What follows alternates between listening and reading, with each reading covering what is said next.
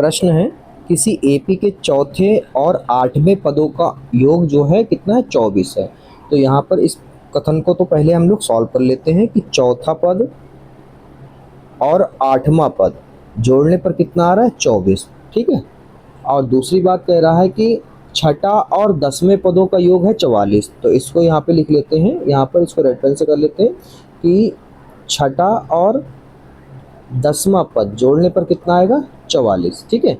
तो इसको आइए हम सॉल्व करते हैं, दो समीकरणें बनाते हैं। तो यहाँ पर बनेगा आपका, ये हो जाएगा a + 3d + a + 7d बराबर 24।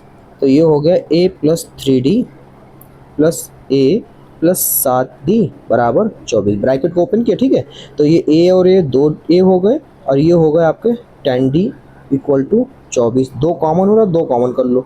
a + 5d बराबर 24 और a + 5d बराबर 24 बटे में 2 आ जाएगा, कटेगा, 2 × 1 = 2, 2 × 2 = 2 दूनी 4। तो ये आपका हो जाएगा a + 5d बराबर 12। समीकरण नंबर 1 बन गई।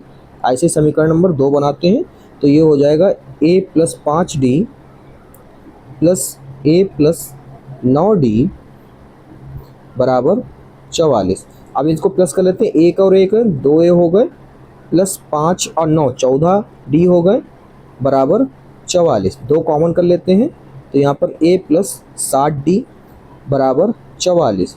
तो ये हो जाएगा आपका a + 7d बराबर 44 बटे में 2, कट करिए, 2 × 1 = 2, 2 दूनी 4, 2 दूनी 4। तो ये आपका हो गया है a + 7d बराबर 22। समीकरण नंबर 2। ठीक है। ये समीकरण नंबर 2 हो गई।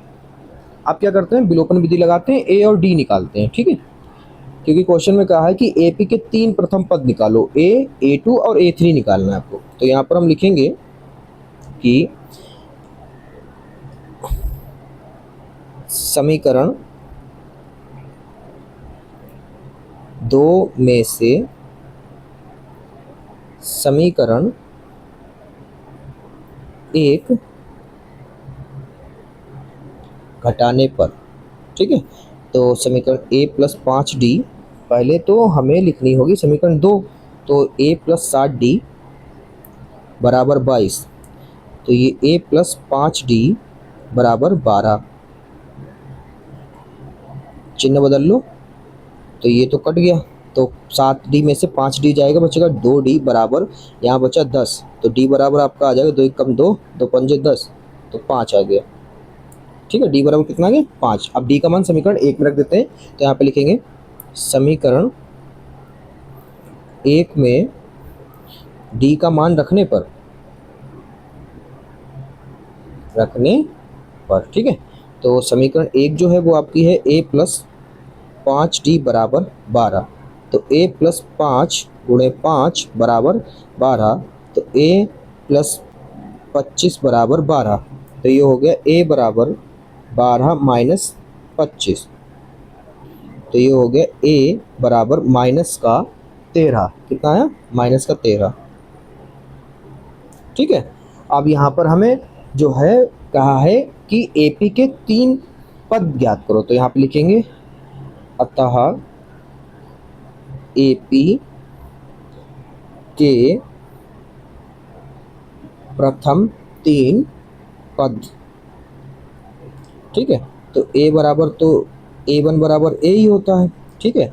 और a2 का मतलब a + d। ठीक है। और यहाँ पर हमारा a3 का मतलब हो जाएगा a + 2d। चलिए मान रखते हैं, a आपका है -13 और ये 13 + 5। तो ये आपका दूसरा पद जो है a2 मतलब आया है आपका -8। ये आपका a3 आया है, a का मतलब 13 + 2 × 5, ये हो गया -13, 2 × 5 = 10, ये आपका हो गया -3। ठीक है। तो यहाँ पर हम लिखेंगे कि एपी के प्रथम 3 पद, पहला कौन सा है, -13, दूसरा -8, -3 है। ठीक है।